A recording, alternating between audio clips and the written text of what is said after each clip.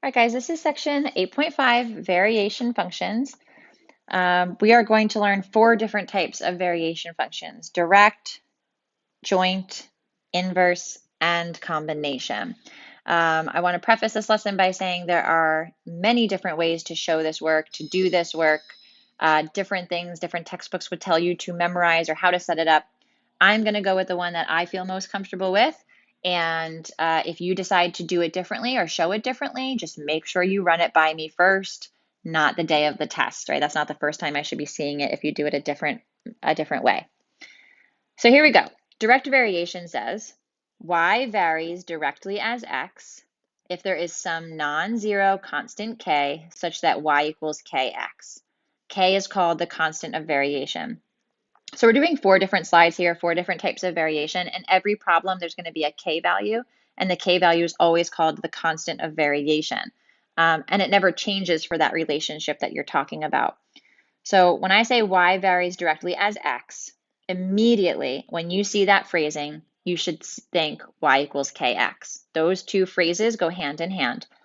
The thing to watch out for, though, is not to be so set on the variables, because it could say A varies directly as B.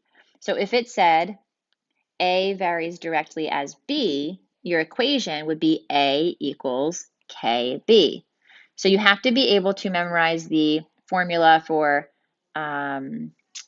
positional purposes, not just, oh, y is always, y equals. No, it could be x equals ky, right? That could change depending on the phrase. So memorize the phrase with the formula together. They go hand in hand. All right, so here we go. Let's try an example just to see what this looks like. If y varies directly as x, pause. Right there, I'm going to pause and get my thought bubble going. The equation for that, the formula, would be y equals kx. Okay, now what we're going to do is we're going to create 2 ordered pairs here. We have 2 variables, x and y. So they tell us y equals 15 when x equals negative 5. Those 2 are a pair. So I'm going to put that into an ordered pair. Just label it as xy. And then there's this second pair. Find y when x equals 7. So here's my second ordered pair. I don't know the y value of that. That's what I'm trying to figure out. But what I do know is that each of these ordered pairs are part of this direct variation relationship. And so they will both have the same k value. The k value never changes. The perfect analogy to go with this is like if this was y equals mx, right? Where you're thinking about slope. If 2 points are on the same line, they would have the same slope, right? You would consider them to be on a line that has the same slope. It's a very similar thought. So what we're going to do is take this thought bubble and solve it for k. So I'm going to divide both sides by x to get the k by itself. And so the k value for this whole relationship is y over x equals the k value. So I'm going to hop over to my first ordered pair, and I'm going to do y divided by x for the k value. So I'm going to simplify that. Your choice if you simplify it now or later, you'll see what I mean. And then I'm going to do the same thing for the other ordered pair. I'm going to do y divided by x because that's what I figured out over here off to the side. So y divided by 7. So here's my 2 k values. K equals negative 3 and k equals y over 7.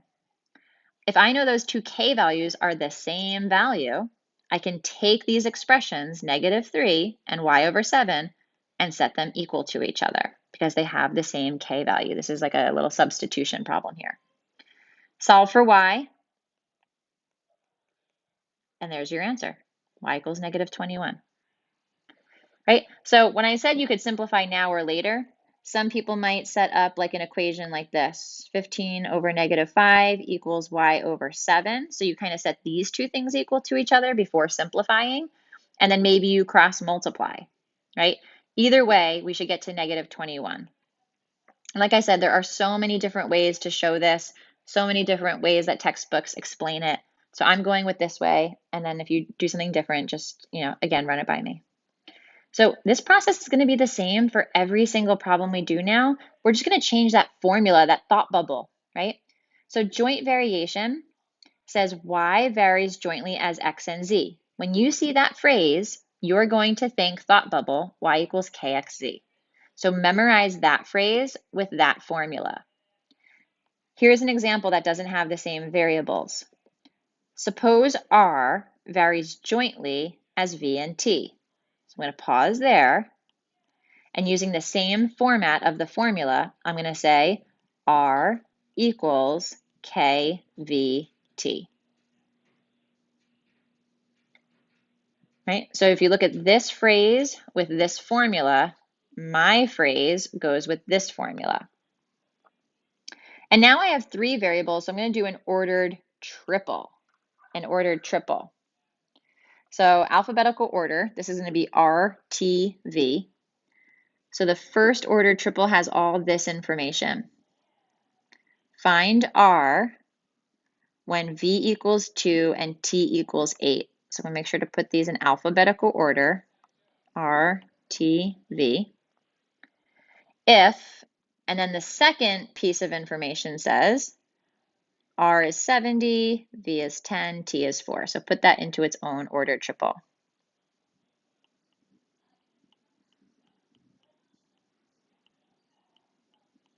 Okay.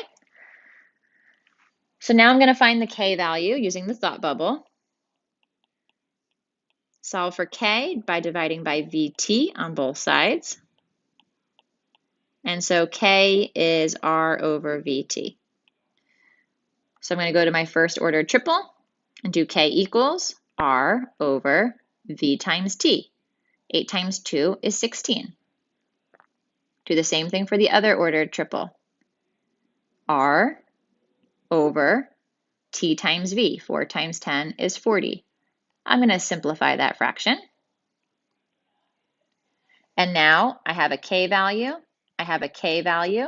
I'm going to set those K values equal to each other.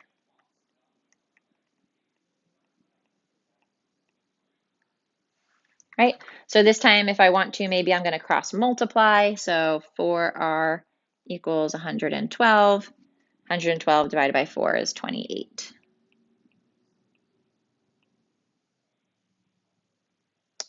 That was joint variation. All right, inverse variation. Again, same process, different formula. Y varies inversely as X. Here they give you 2 formulas. They're just giving you the K value because no matter which way you put these variables, the K value would be the same. Me personally, I just kind of like to memorize K over X because I think of it as inverse. And when I think of inverse, I think of like 1 over something. And so for me, just thinking K over the variable just makes sense in my mind. And so it just feels like one less thing I have to memorize. So if X varies inversely as Y, pause, figure out your model equation here. So X equals KY. I have this ordered pair, X comma Y, and I have this ordered pair, X comma a Y value of 12. Solving this equation for K, divide both sides by Y. Oops, totally messed up, guys. Totally messed up. Why didn't any of you tell me that?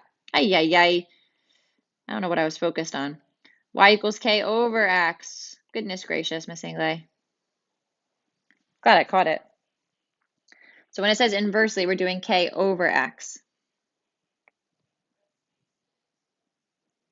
Okay, so let's proceed now. So now I'm going to take this, and I'm going to multiply both sides by X to get the K by itself. And so K equals XY. That's the equation they had up there at the top. So if you feel comfortable memorizing that, great. It's one less step in your work. All right, so now let's hop over here. X times Y, so we're going to do 24 times 4. That's going to be 96. Again, over here, X times Y will be 12X. I've got a K value, a K value. Set those K values equal to each other. So 96 divided by 12 equals 8. All right, last one. last one is called combination variation. Combination variation says when one quantity varies directly and or inversely as two or more other quantities. So basically, we're just going to combine a direct and an inverse. Maybe you do combine a direct with a direct, which is what joint was. Maybe you combine an inverse with an inverse, right? But you're combining two or more types of variation. Notice we don't have a formula this time because it depends on what you're combining. But there is a study tip here, and I'm going to come back to that study tip in a second. Suppose that P varies directly as R and P varies inversely as T. So if I do these individually first, P varies directly as R, that thought bubble would be P equals KR. And then if I said, well, P varies inversely as T, that would have a thought bubble of P equals K over T. We can't have two thought bubbles. We want only one thought bubble. So I'm going to combine these two thought bubbles. And what it becomes is P equals KR over T. Right? And so what this study tip is saying is that things that vary directly appear in the numerator. So when we said directly as R, notice R is in the numerator.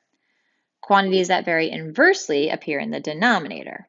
So when we said inversely as T, notice T is in the denominator. That's all that study tip means. So I'm going to get rid of these little thought bubbles and keep the one equation. And we have three variables. We're going to set up an ordered triple. Right, so alphabetical order, we're going to do PRT. So the first one would be negative 5 RT. And then the second one, PRT. Take my thought bubble, solve for K. I'm going to multiply both sides by T. And then divide both sides by R.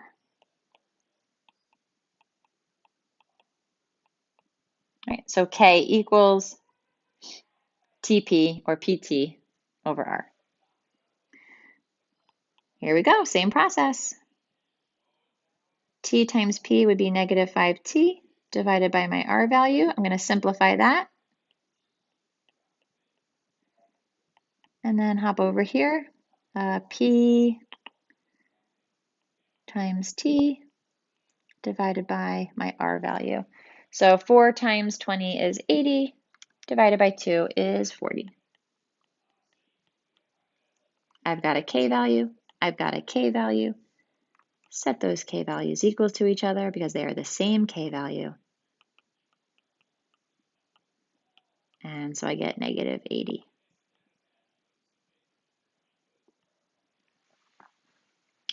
Okay, so I hope this makes sense. Again, in case you just need a recap here, for the formulas, we've got direct variation is y equals kx.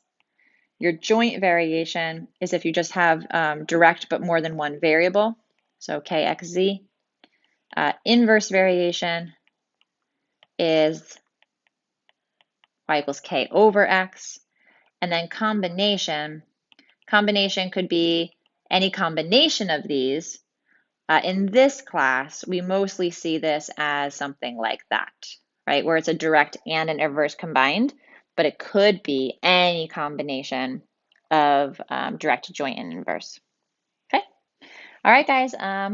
Tomorrow we'll be practicing this. Let me know if you have any questions when we get to class. Thanks.